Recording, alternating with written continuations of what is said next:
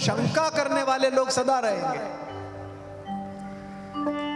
महिमा मृगी कौन सुकृतिन की, खल वश बिसिखन बांची। ये भी स्वयं विनय पत्रिका में गोस्वामी जी ने कहा कि महिमा रूपी मृगी ऐसी किसकी है। ये पहली बार शंका नहीं है। एक बार इंद्र के लड़के ने शंका की थी।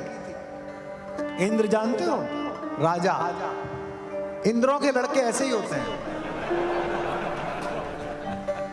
उन्हें अपने बाप के होने का बहुत अहंकार होता है। इंद्र का लड़का था, हालांकि बाद में इंद्र के लड़के मान जाते हैं कि राम हुए। अपने बाप को एक दिन देखा कि पूजा कर रहे हैं पिताजी, तो उसने कहा ये तो देवताओं के राजा हैं, ये किसकी पूजा कर रहे हैं। तो उसने पूछा पापा जी से कि पापा आप ये किसकी पूजा कर रहे हो। बोले राघवेंद्र सरकार की, राम की। बोले ये कौन है। बोले सबसे बड़े। बोले बाबा ब्रह्मा जी, शंकर जी, ताऊ जी, विष्णु अंकल, इनसे भी बड़े। बोले हाँ। वो कहाँ है। तो इंद्र बादलों का देवता है।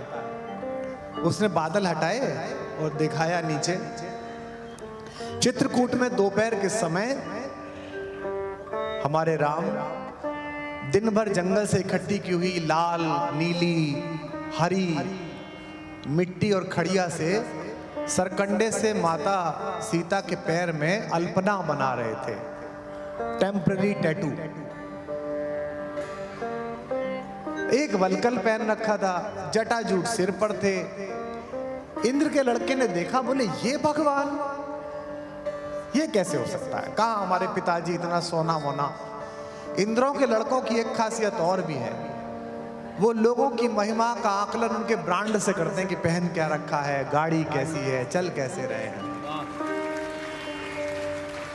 उनको पता नहीं चलता है। लेकिन ये देश है, स्वामी विवेकानंद जी शिकागो के धर्म संसद में जाने वाले थे, तो वहां की एक ऑर्गेनाइजर लड़की ने कहा कि आपको सूट दिला देती हूँ, थोड़ा अच्छे कपड़े पहनकर जाइए, आपको अपने देश की बात कहनी है। तो स्वामी जी ने कहा मैं उस देश से आया हूं जहां चरित्र कर्मों से पता चलता है, वस्त्रों से नहीं पता चलता है।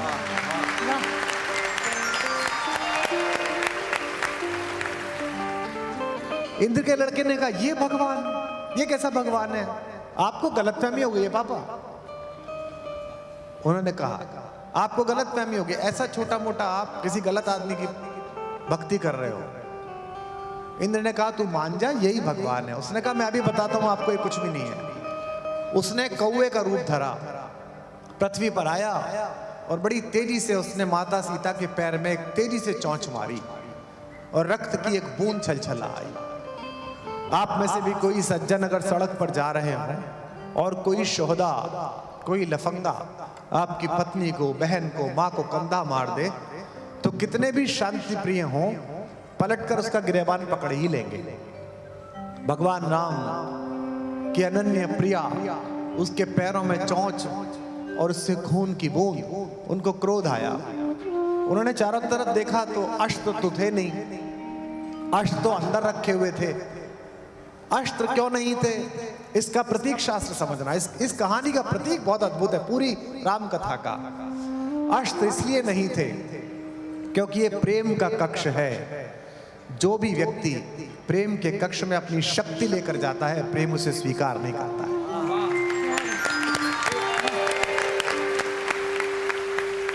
भगवान ने एक सरकंडा फेंक के मारा, सरकंडा उसके पीछे चला। अब वो जिधर चले सरकंडा उधर चले। आज से 200 साल पहले जब हमने ये कहानी सुनाई, मेरे किसी पूर्वज ने, किसी कथा व्यास ने, तो विज्ञान के लोग हंसे, पश्चिम के लोग हंसे कि मांस तो सीधी रेखा में चलता है, ये इधर उधर कैसे जा सकता है। झूठ बोल रहे हैं भारत के पंडित। लेकिन आज जब सेंसर ड्रिवन बैलिस्टिक मिसाइल जहाज के साथ साथ मुड़ती है, तो आध्यात्म जीत जाता है और विज्ञान हार जाता है।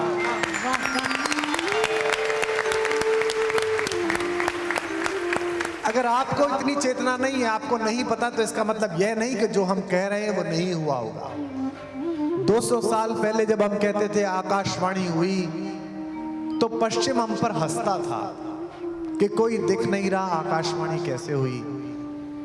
लेकिन 100 साल पहले, 50 साल पहले आपने उज्जैन में बैठकर दिल्ली से सुना, यह आकाशवाणी है। अब आप देवकी नंदन पांडे से समाचार सुनिए।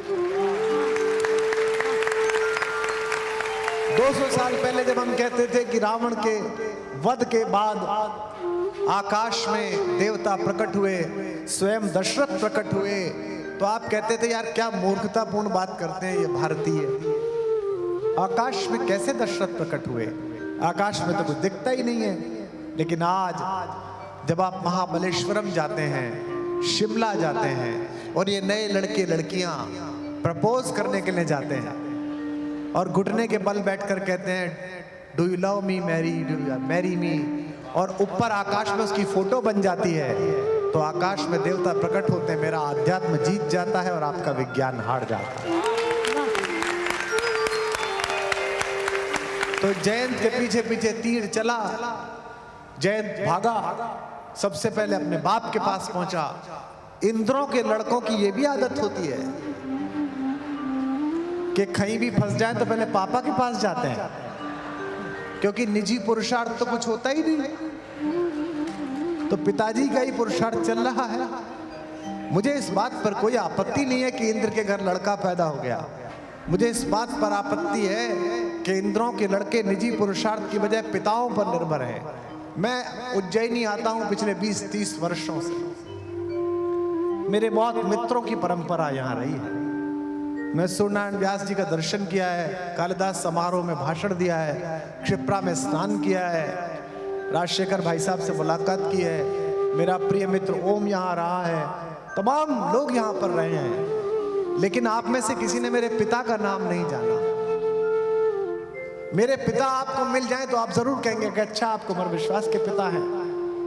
पिता ही प्रमोद सुने जस जासू। वह बालक धन्य है जिसका पिता उसके यश के विषय में सुने। इंद्रों के लड़कों का यश इंद्रों की वजह से, अपनी वजह से नहीं। तो भागा भागा इंद्र के पास पहुंचा। इंद्र को पता चला। इंद्र ने कमांडो से कहा गेट बंद कर लो। लड़के ने कहा पापा, बोले हम नहीं जानते आप कौन है। उसने कहा बचाओ, बोले तुझे बचाने के चक्कर में हमारी इंद्रपुरी लुट जाएगी भाई। ये रामबाण है, ये मार के ही लौटता है। फिर वो भागा, बाबा के पास गया, ब्रह्मा के। बाहर कमांडो ने बताया कि ब्रह्मा जी तो ध्यान में हैं। बोले किसके? बोले उसी के जिसकी पत्नी के तू चोंच मार के आया है। फिर वो शंकर जी के पास गया। कमांडो बोले कि शंकर जी कहानी सुना रहे हैं माता पार्वती को। बोले किसकी? बोले उसी की जिसकी पत्नी को तू चोंच मार के आया है। फिर वो विष्णु जी के पास गया। कमांडो ने कहा कि विष्णु जी तो डेपुटेशन पे गए हैं। बोले क्या बन के? बोले वही।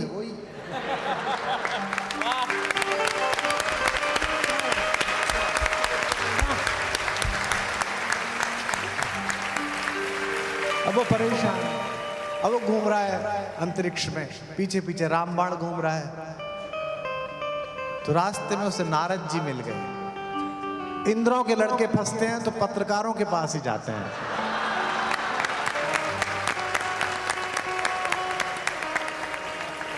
नारद जी विश्व के सबसे पुराने पत्रकार हैं।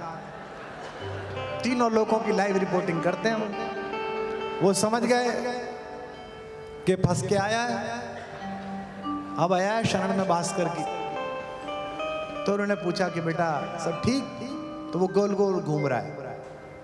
बोला क्या ठीक? ये पीछे लग गया है और सबने रास्ता बंद कर लिया है, पिताजी पूछ नहीं रहे। बोले हाँ तो संकट है। बोले कौन बचा सकता है मुझे इससे? बोले वही।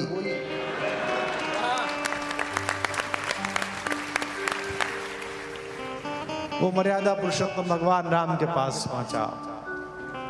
राम भूल चुके थे। ये ईश्वर की कृपा और कला है कि वो अपराध भूल जाता है। सुत अपराध करे किन के दे, जननी के चित रहे न तेते। बच्चा कितने भी अपराध करे माँ बाप के हृदय में रहता नहीं है। राम भूल चुके थे। उसने आकर एक पेड़ पर खड़े होकर गोल गोल नाचते हुए राम को प्रणाम करा। भगवान मैं आपको प्रणाम करता हूँ। राम ने कहा चिरंजीवी भव। बोले काहे का चिरंजीवी, पीछे लगा रखा है। राम ने कहा अच्छा तू वही है? बोले जी मैं इंद्र का बेटा हूं, मुझसे गलती हो गई, मैंने आप पे शंका की, चुनाव आ रहा था।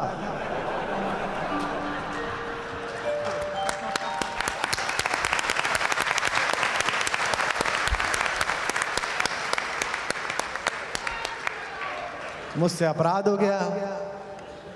राम बोले बेटा ये तो राम बाण है, ये तो निपटा के लौटता है। तो उसने कहा अभी तो आपने कहा चिरंजीवी भव, अब मैं मरूं के जीऊं? आपका वरदान सत्य है कि आपका शाप सत्य है?